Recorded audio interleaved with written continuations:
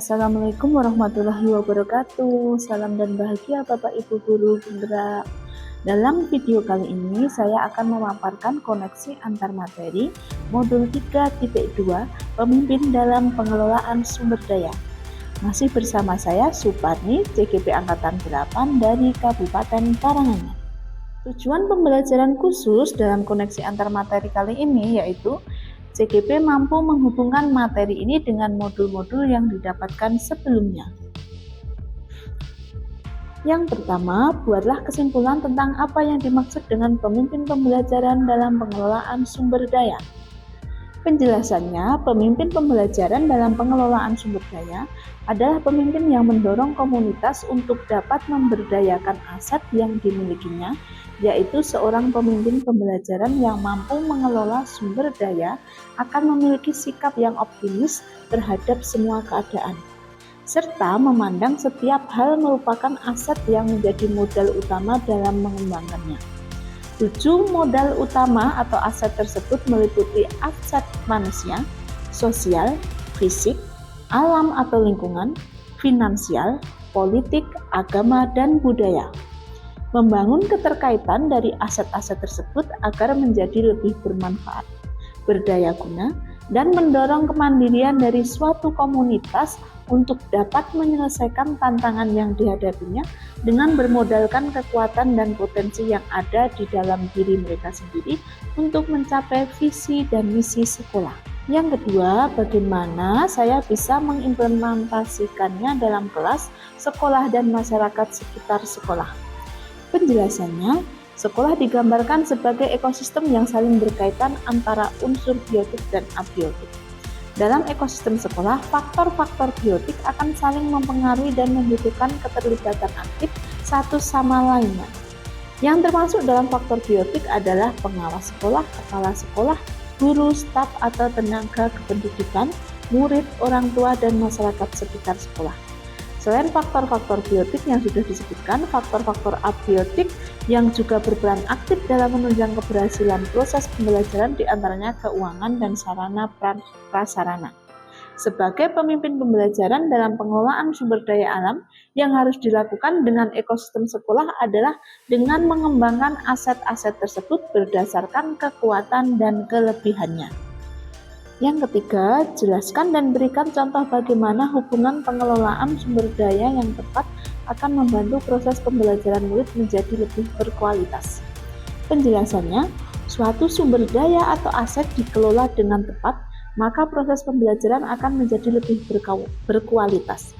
Dengan pemanfaatan aset yang ada di sekitar sekolah, pembelajaran jadi lebih kontekstual, apa yang dipelajari jadi lebih dekat dengan kehidupan murid, sehingga mereka lebih mudah memahami materi yang dipelajari, serta mengimplementasikannya dalam kehidupan sehari-hari.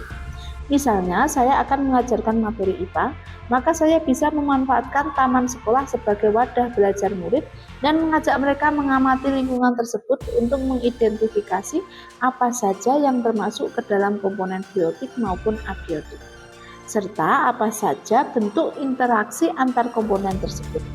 Contoh lain adalah dalam proyek penguatan profil pelajar Pancasila dengan tema gaya hidup berkelanjutan, saya dapat bekerja sama dengan wali murid dan lingkungan sekitar yang merupakan seorang pembuat kerajinan untuk mengajarkan murid membuat kerajinan sederhana dan bermanfaat dari barang-barang bekas dalam rangka mengelola sampah yang ada di lingkungan untuk mengurangi pencemaran lingkungan. Yang keempat, berikan beberapa contoh bagaimana materi ini juga berhubungan dengan modul lainnya yang saya dapatkan sebelumnya selama mengikuti pendidikan guru penggerak. A. Filosofi pemikiran Ki Hajar Dewantara. Ki Hajar menjelaskan bahwa tujuan pendidikan yaitu menuntun segala kodrat yang ada pada anak, agar mereka dapat mencapai keselamatan dan kebahagiaan yang setinggi-tingginya, baik sebagai manusia maupun sebagai anggota masyarakat. Oleh sebab itu, pendidik itu hanya dapat menuntun tumbuh atau hidupnya kekuatan kodrat yang ada pada anak, agar dapat memperbaiki lakunya, bukan dasarnya, hidup dan tumbuhnya kekuatan kodrat anak. Dalam menuntun laku dan pertumbuhan kodrat anak, sebagai pemimpin pembelajaran dalam pengelolaan sumber daya, Pendidik harus mengelola sumber daya yang ada secara maksimal, mulai dari modal manusia, modal sosial, modal fisik, modal finansial, modal lingkungan, politik, dan modal agama dan budaya. Dengan berbagai modal atau aset tersebut diharapkan murid tumbuh maksimal sesuai dengan kodratnya. Dalam hubungannya dengan modul sebelumnya yaitu profil pelajar Pancasila, dalam mewujudkan profil pelajar Pancasila yang beriman bertakwa kepada Tuhan Yang Maha Esa dan berakhlak mulia, mandiri, bergotong royong, berkebinekaan global, bernalar kritis, kreatif. Maka sebagai pemimpin pembelajaran dalam mewujudkan profil pelajar Pancasila, pendidik harus menggunakan dan memanfaatkan 7 aset sumber daya. C. Hubungan dengan modul nilai dan peran guru penggerak. 5 nilai guru penggerak yaitu berpihak pada murid, mandiri, kolaboratif, reflektif, dan inovatif. Sedangkan peran guru penggerak ada 5 yaitu menjadi pemimpin pembelajaran, menggerakkan komunitas praktisi, mendorong kolaborasi antar guru, menjadi coach bagi guru lain, dan mewujudkan kepemimpinan murid. Untuk mewujudkan nilai dan peran guru penggerak tersebut diperlukan aset-aset yang mendukung agar tercapainya nilai dan peran guru penggerak secara optimal. D. Hubungan dengan modul pembelajaran berdiferensiasi dan KSE, yaitu dalam pembelajaran berdiferensiasi dan KSE dengan pengelolaan aset dan sumber daya yang ada dapat membantu murid mengembangkan bakat sesuai potensi dengan pengelolaan emosi yang lebih baik, sehingga tercapainya tujuan pembelajaran berdiferensiasi dan juga KSE. D. Hubungan dengan modul coaching, yaitu untuk membantu coach dalam menentukan pengambilan keputusan yang bertanggung jawab. Coach dan coachee memanfaatkan pengelolaan aset dan sumber daya yang ada di lingkungan agar coaching berjalan baik dan tujuan coaching tercapai. Yang terakhir, hubungan dengan modul di 5 etika dalam menerapkan perlu memandang masalah dengan 4 paradigma, 3 prinsip, dan melakukan 9 uji pengambilan keputusan. Diperlukan dukungan dari aset dan sumber daya alam yang ada agar keputusan diambil bijaksana dan yang terbaik. Yang kelima, ceritakan pula bagaimana hubungan antara sebelum dan sesudah saya mengikuti modul ini, serta pemikiran apa yang sudah berubah di diri saya setelah saya mengikuti proses pembelajaran dalam modul ini.